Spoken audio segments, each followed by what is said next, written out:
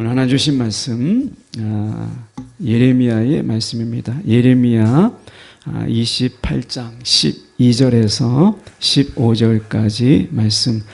제가 가진 성경 구약 성경으로 1096쪽의 말씀, 예레미야 28장 12절에서 15절까지 말씀 제가 봉독해 올립니다.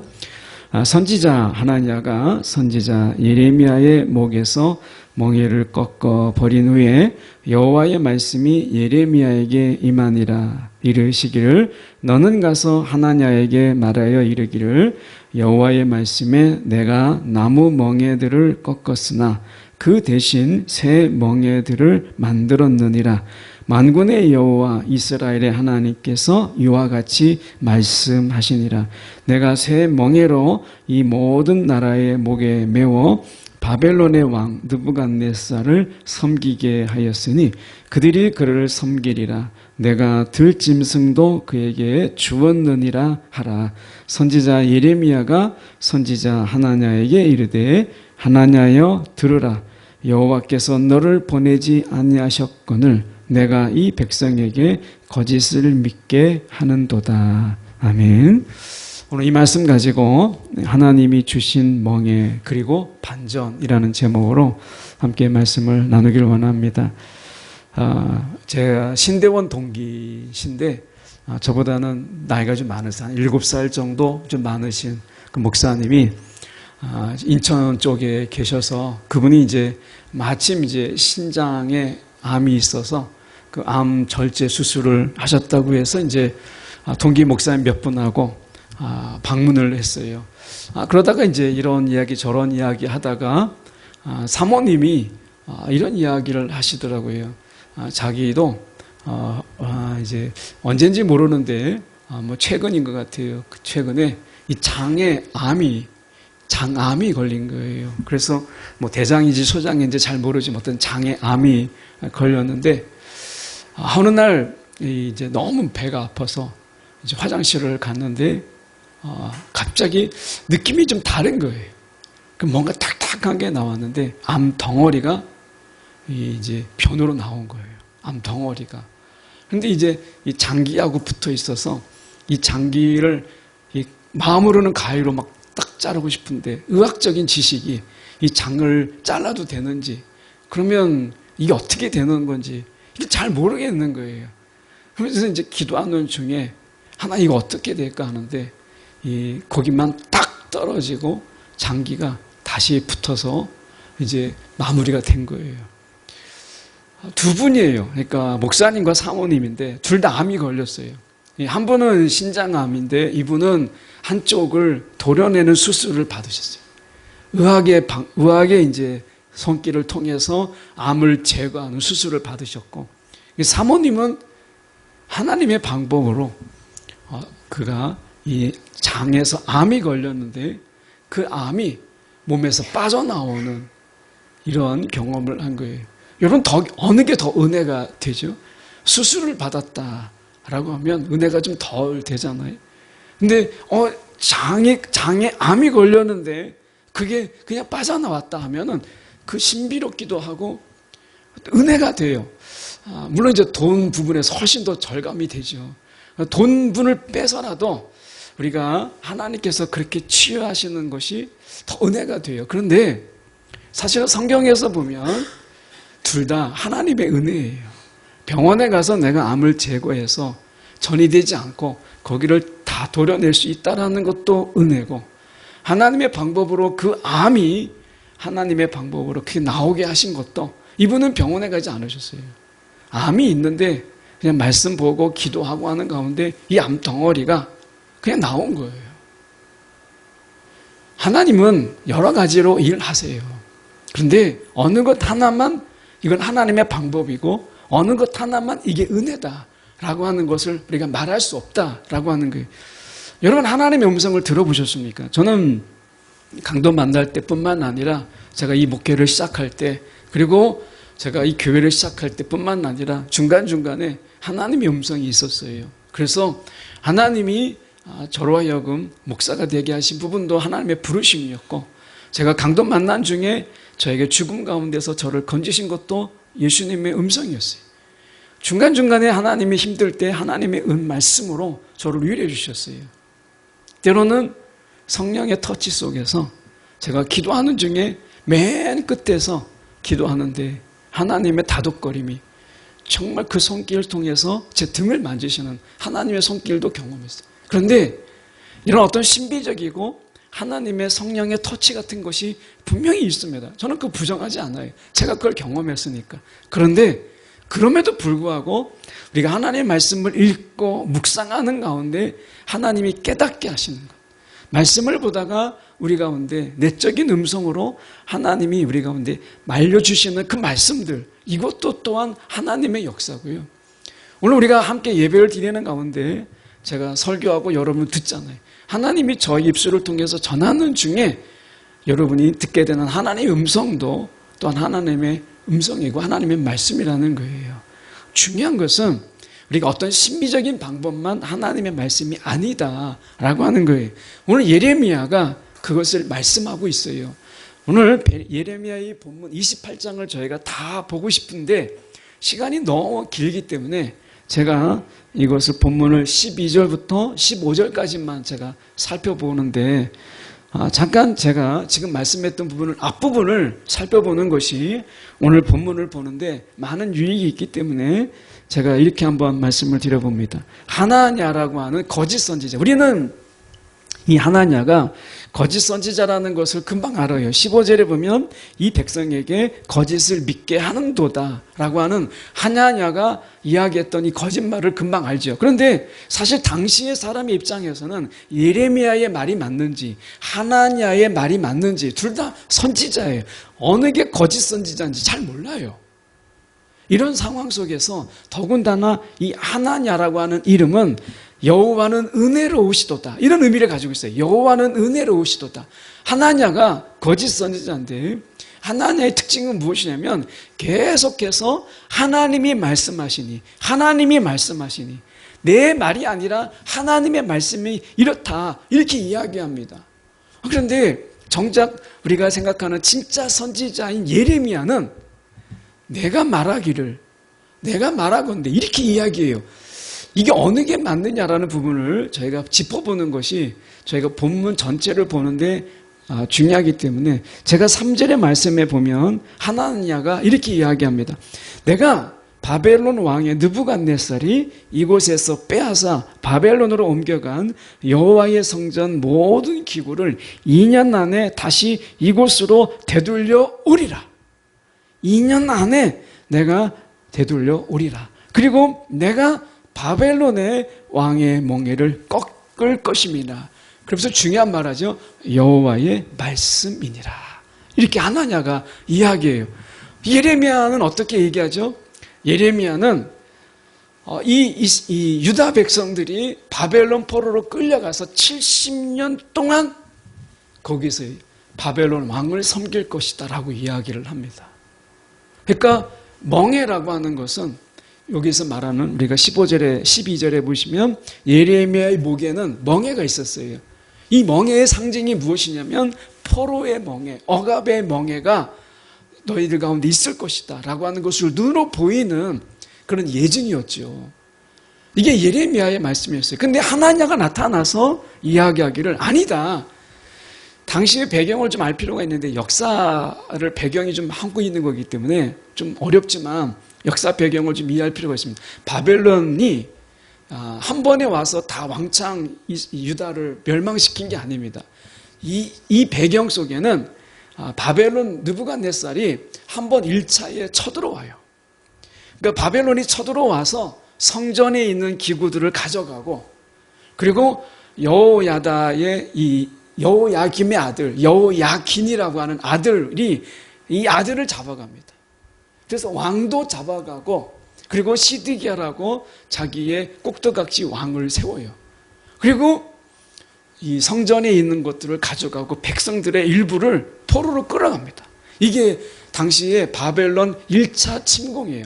그 배경이 이미 있는 거예요. 그러니까 이미 성전에 있는 것을 가져간 거예요. 그런데 예레미야는 하나님이 그 성전마저도 다 허물어 버린다 라고 하는 게 예레미야의 예언이고요.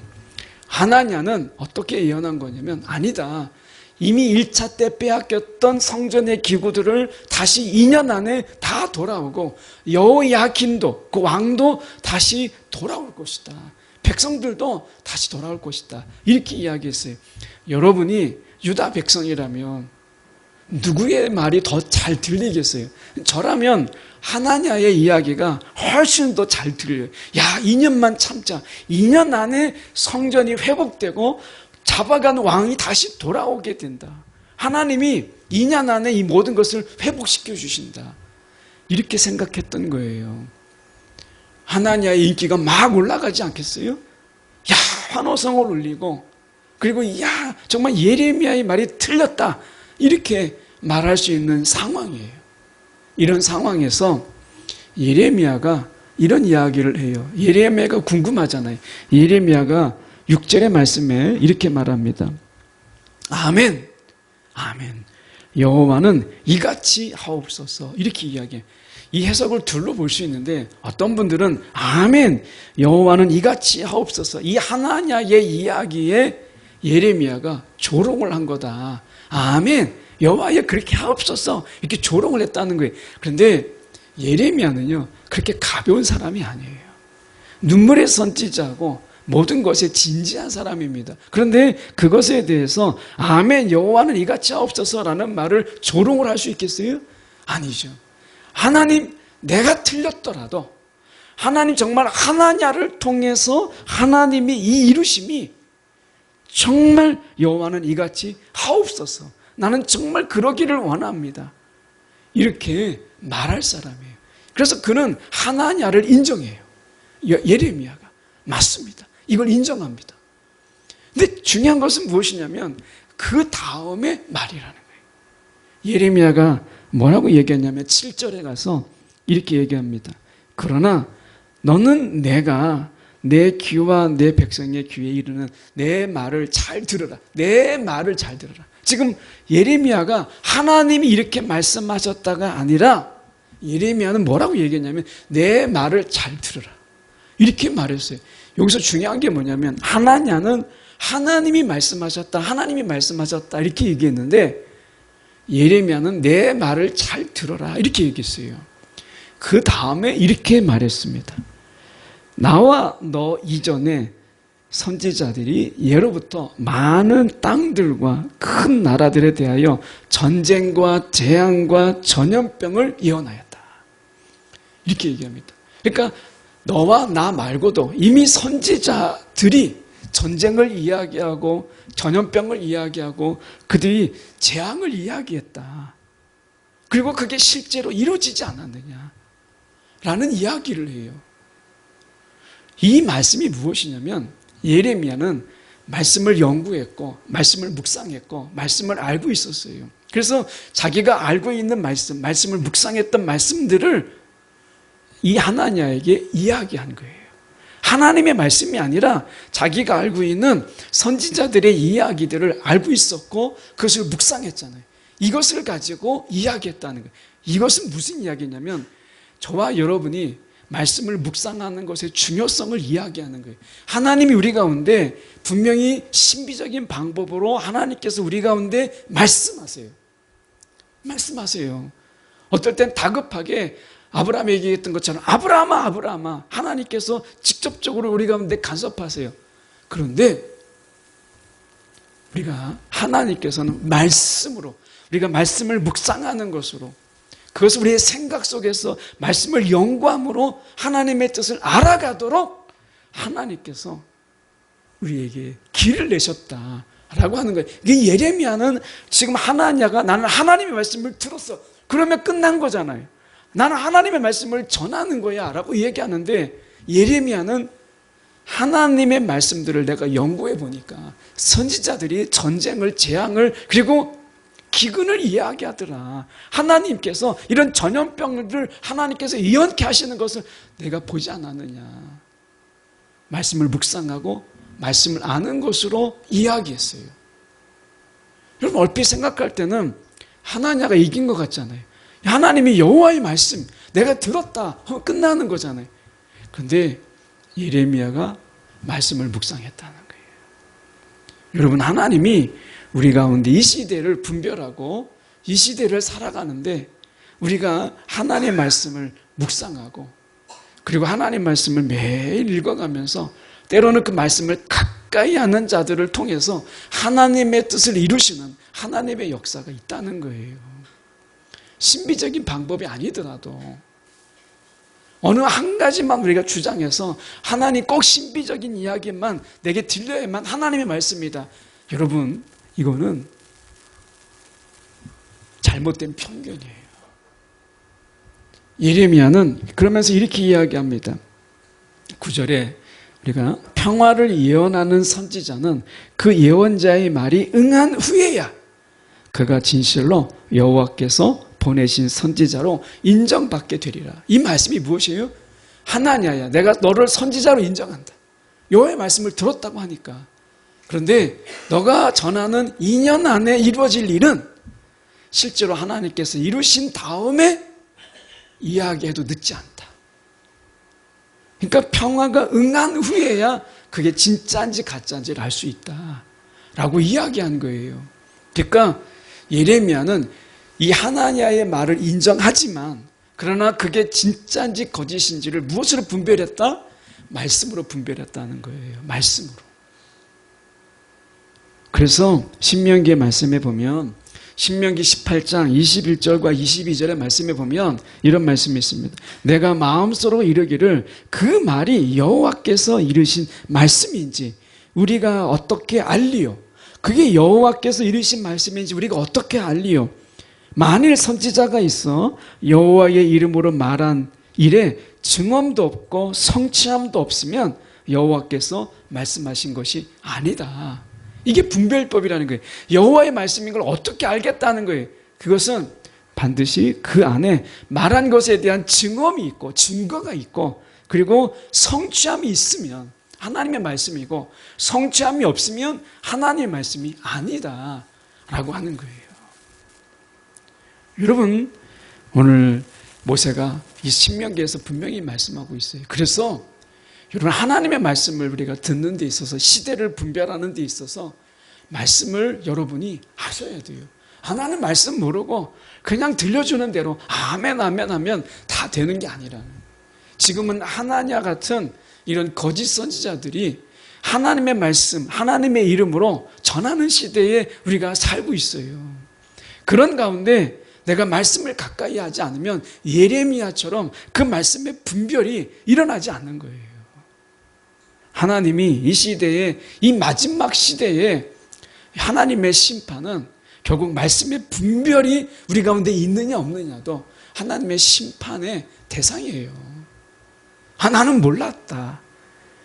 이걸로 우리가 해결되지 않는다라는 거예요. 여러분, 이 시대에 여러분 말씀의 분별이 있도록 말씀을 가까이 하는 것이 필요한 거예요.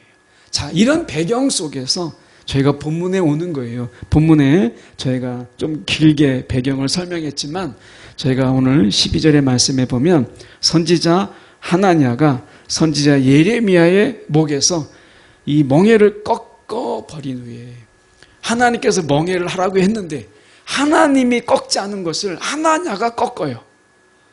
하나님이 꺾지 않는 것을 지금 거짓 선지자 하나님이 꺾지 않는 것은 하나냐가 꺾어서 여호와의 말씀이 예레미야에게 임하니라. 비로소 하나님이 예레미야에게 말씀하세요. 뭐라고 말씀하시죠? 13절에 이렇게 말씀합니다.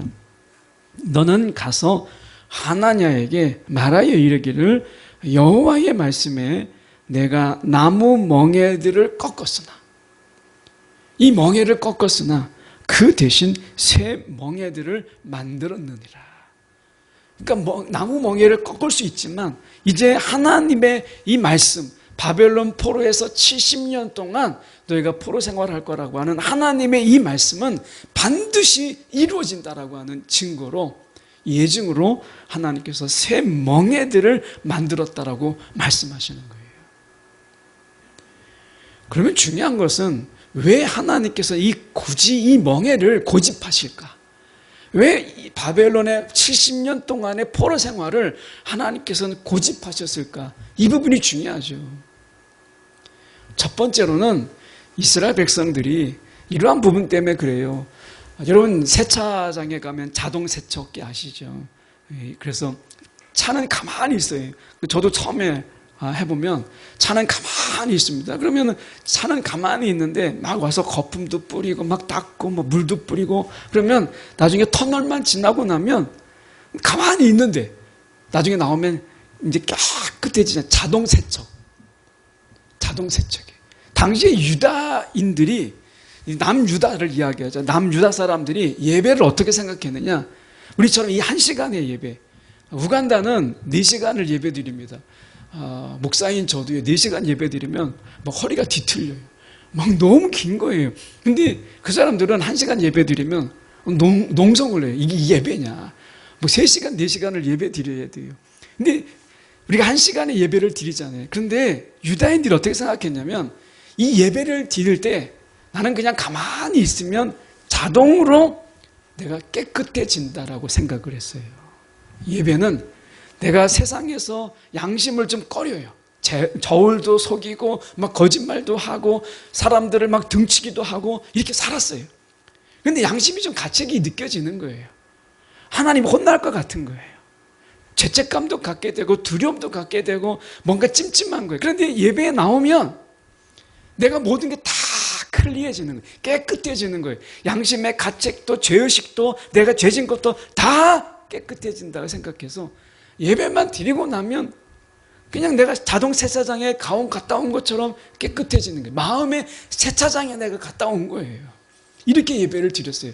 그러니까 이때만 잠깐 내가 좀 하나님 앞에 경건한 척, 하나님 앞에 내가 정말 예배 드리는 척한 거예요. 그리고 삶의 자리에서는 예배가 없었어요.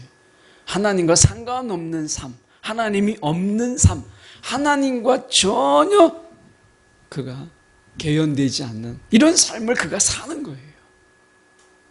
그러니까 하나님이 보실 때는 이 예배가, 이것도 예배예요. 분명히 중요한 예배죠. 그런데 이 예배는 예배의 전부는 아니에요. 우리가 이 시간의 예배는 분명히 예배예요. 하나님이 약속된 시간이에요.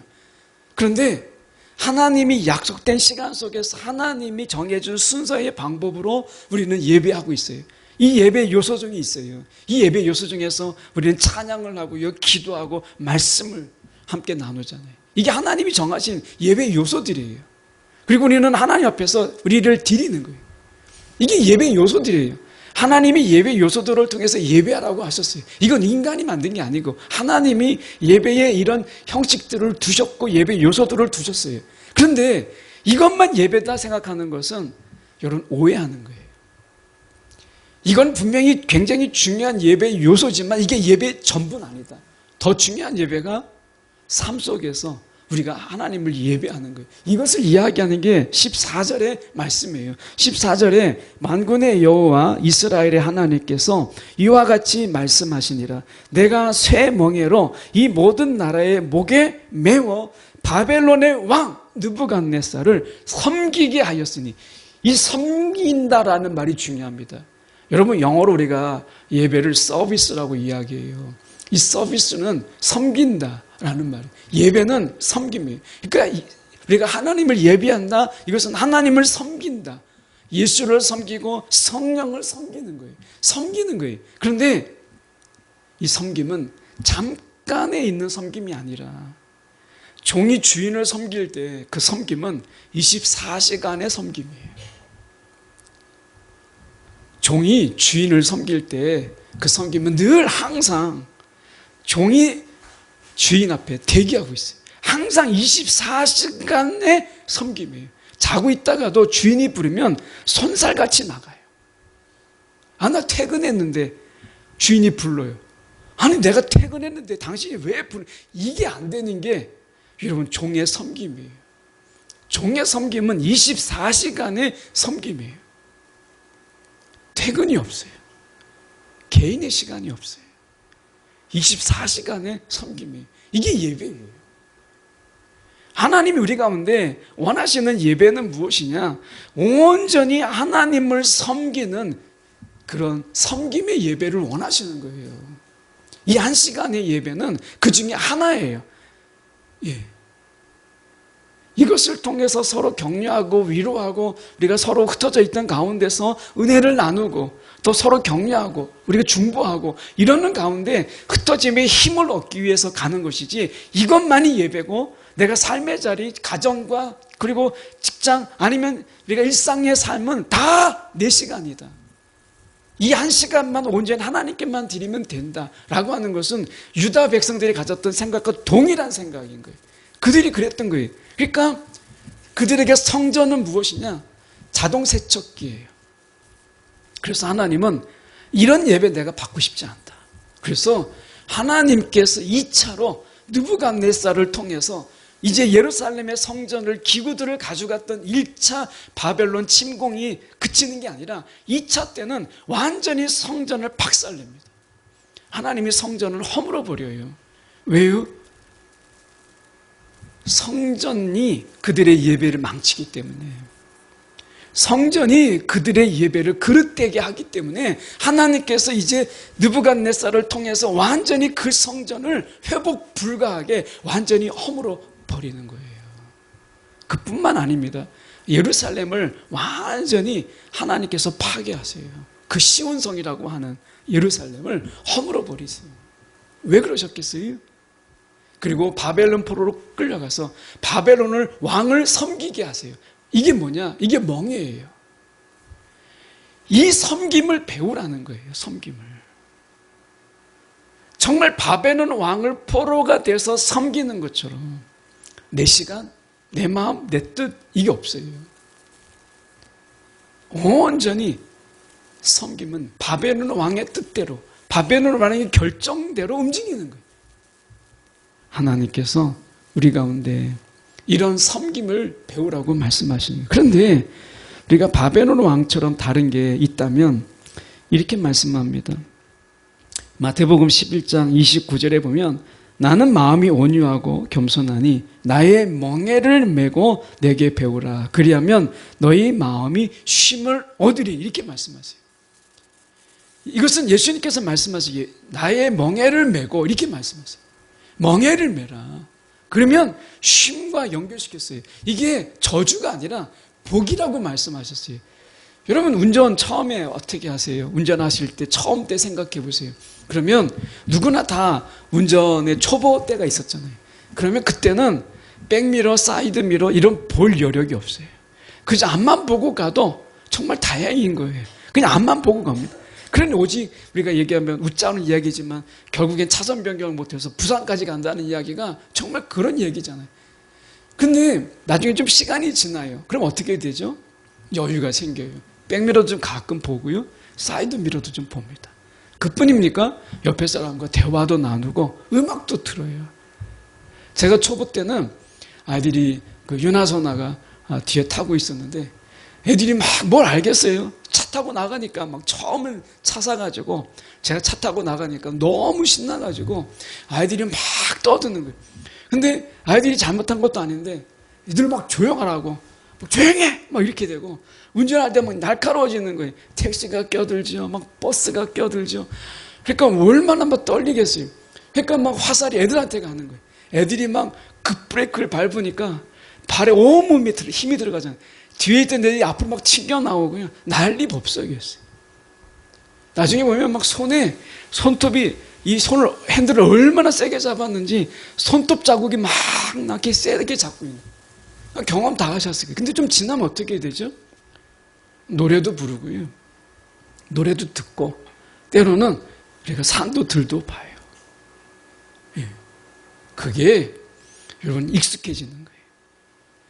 이 쉼이라고 하는 것은 우리가 멍해라고 하는 거 처음에 불편합니다. 어렵습니다. 사도 바울도 우리 가운데 이야기할 때 고린도전서 9장 27절에 그는 이렇게 얘기합니다. 내가 내 몸을 쳐 복종하게 하면 이렇게 돼 있어요. 내 몸을 쳐서 복종하게 한다. 이렇게 이야기해요. 사도 바울도 자기의 몸을 쳐서 복종하게 한다. 이렇게 이야기해요. 여러분, 섬기기 위해서는 내 몸을 쳐서 복종하게 하는 멍에의 시간들이 있어요. 그런데 좀 지나잖아요. 그러면 쉼이 있어요. 여러분, 오늘 하나님께서 우리 가운데 원하시는 것은 이러한 섬김의 삶을 원하시는 거예요. 예배의 삶. 이 한 시간의 예배가 아니라 하나님의 이것도 기뻐하시지만 하나님께서는 이 모든 삶이 섬김의 삶으로 기뻐하기를 원하는 거예요. 하나님 인간을 창조하신 분명한 이유를 말씀하실 때 그것은 하나님과 함께 기뻐하는 삶. 이거예요. 세상 속에서 내가 기쁘고 쾌락을 쫓고 향락을 쫓고 세상 막 즐거울 거 많잖아요. 세상을 즐기는 즐거움보다 하나님과 함께하는 이 즐거움을 누리는 것. 그래서 우리가 멍에는 눌림이 아니라 누림인 거예요. 하나님이 이 멍에를 눌림으로 주신 게 아니라 누림으로 주신 거예요. 누리라고. 눌림이 아니라. 그래서 우리가 모든 예배가 하나님의 그 누림 속에서. 그래서 멍에는요, 예수님께서 말씀하신 나의 멍에를 메고라는 말은 예수님께서 무겁게 멍에를 메시고 우리가 그 멍에를 우리가 살짝 얼린 수준 되는 거예요. 이게 어떤 거냐면 어미소와 아이소를, 이 새끼소를 같이 멍에를 매요. 그래서 새끼소에게 이제 밭을 가는 것을 가리킬 때 이 멍에를 맵니다. 예수님께서 말씀하신 멍에는 바로 그런 멍에, 어미와 새끼가 매어 있는 멍에. 그런데 어미소가 힘이 더 세잖아요. 새끼소는 멍에 목에 그냥 걸쳐 있을 뿐이에요. 힘은 누가 써요? 어미가 쓰죠. 예수님이 말씀하신 나의 멍에는 바로 그런 멍에를 이야기해요. 오늘 예수님과 함께 맨 멍에는 결코 이 예레미야가 이야기하고 있는 쇠 멍에처럼 무거운 게 아닙니다. 예수와 함께 우리가 살아가면서 하나님을 섬기는 법을 배우고 하나님의 섬김의 기쁨을 배우는 거예요. 예배는요, 우리 가운데 지루하고 지겹고 빨리 끝났으면 좋겠다 이런 게 아닙니다. 예배는 우리 가운데 주시는 하나님의 복이고요, 기쁨이에요. 사실 예배가 제일 재밌고 예배가 제일 즐거운 거예요. 사실 삶의 예배 속에서 그 하나님을 경험한다는 것, 그 하나님의 이적을 경험한다는 것, 하나님 우리 가운데 말씀하신 걸 깨닫고 듣고 한다는 것, 이것이 진정한 기쁨인 거예요. 아이들을 키우다 보면 그걸 경험하게 돼요. 이게 제가 이렇게 부목사 시절에는 제가 큰 교회로 간 게 아니기 때문에 사례비가 그렇게 크지 않았어요. 이렇게 하루 차이로 하나는 이제 100명 교회였고 하나는 2,500명 교회였는데 하루 차이로 제가 약속을 지킨다고 해서 100명 교회로 굳이 가는 바람에 2,500명 교회로 못 가서 처음에 부목사 시절이 쉽지 않았어요. 근데 애들한테 해줄 게 별로 없었잖아요. 그런데도 아이들이 뭐 이렇게 주일 예배 마치고 오후나 이렇게 가면, 아니면 월요일 날 좀 저녁에 나가면 해준 게 없는데 같이 나가면 그렇게 막 신나하는 거예요. 우리가 아이들을 기르다 보면 그걸 경험하잖아요. 우리가 하나님이 그런 거예요. 우리가 하나님의 자녀로서 하나님과 함께하고 있다는 것만으로도 기뻐하는, 이게 예배하는 자의 삶인 거예요. 하나님을 섬기는 삶은 우리 가운데 고역을 주고 고통을 주고 괴롭히려고 이렇게 하는 게 아니에요. 하나님이 우리 가운데 기쁨이, 세상의 기쁨과 비교할 수 없는 기쁨을 알게 하시려면 이 멍에를 매는 순간이 있어야 돼요. 그렇지 않고서는 알지 못하기 때문에, 배울 수 없기 때문에 그런 거예요. 하나님께서 우리 가운데 원하시는 것은 하나님을 섬기고 예수님을 섬기고 성령을 섬기는 이러한 삶 속에서 우리가 기쁨을 누리도록 하시는 것, 이게 하나님의 뜻인 거예요. 그래서 이스라엘 백성들에게 지금 이 멍에를 꺾어버리지 아니하시고 오히려 쇠 멍에를 통해서 바벨론 왕을 섬기게 하시는 거예요. 70년의 시간을 통해서. 여러분, 오늘 하나님이 이렇게 말씀하세요. 15절에 보십시오. 이렇게 말씀하잖아요. 선지자 예레미야가 선지자 하나냐에게 이르되, 하나냐여 들으라.